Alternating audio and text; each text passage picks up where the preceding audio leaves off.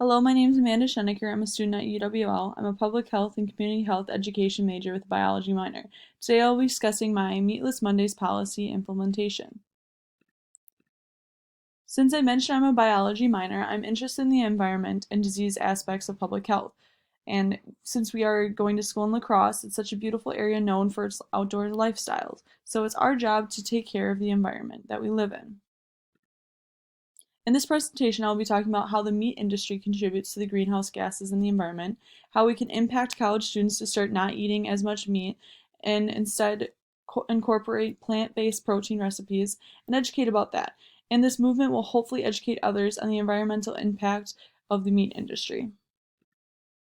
So what's the issue? The problem in general is global warming, but this is more of a focus on how the food industry contributes to this issue. The meat industry contributes greatly to the greenhouse gases increase due to the way the agriculture is. There is a vast amount of CO2 and methane released from the red meat industry. So this is kind of depicted in the right side of the slide with how the greenhouse effect works, and then there is a chart on methane emissions from livestock. So, the problem with global warming is it has effects on our population health. So, specifically, I will be talking about environment, the food industry, and human health. So, the first thing that first and foremost is the environment. So, global warming. So, the environment undergoing global warming has irreversible effects. High greenhouse gases will increase temperature, melt glaciers, alter precipitation patterns, lengthen droughts, rise sea levels, and other unideal conditions. As for the food industry, since global warming is changing the ecosystem, the food production itself is being altered, which may cause hazardous effects for humans. Food is now being altered and influenced by the amount of chemicals in the air, or the soil pH is off in which crops grow in, or livestock is using and eating off of. This then relates to human health.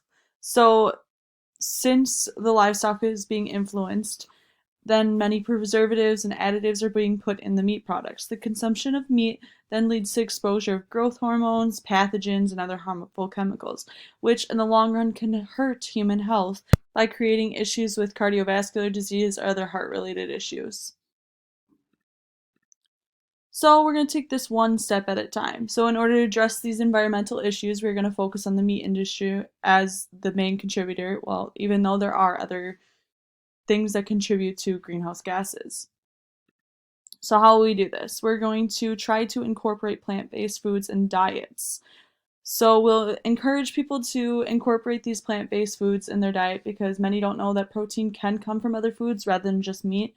For example, vegans may increase their bean consumption or nuts in order to satisfy their servings of protein rather than consuming meat. So for this policy, we're going to have the target population of college students, specifically UW system students. So why college students? So college students were selected because this population has the autonomy to choose their new diet. Also, this is kind of the new upcoming generation that can truly make an impact on other generations or just futuristic things. So it's important to target this at a young age. So thus, the policy to influence people will be Meatless Mondays for the UW system. This will influence consumers to reduce their meat intake and ultimately advocate for more sustainable practices. And what would it look like? So this would mainly influence dining halls on college campuses.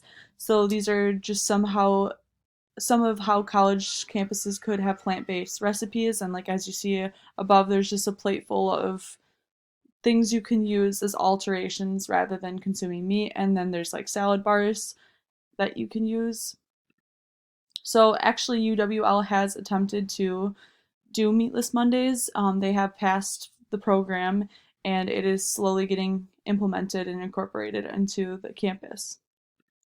So the ultimate goal is to advocate for sustainable practices, kind of change the meat industry's practices in terms of not being so unsustainable and kind of creating more opportunities to make it more sustainable.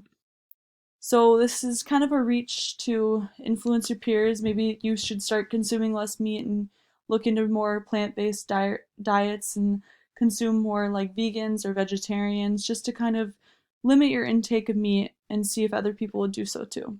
So thank you for listening. That wraps up my presentation on Meatless Mondays. Thank you for listening, and also here are some references if you want more references on this.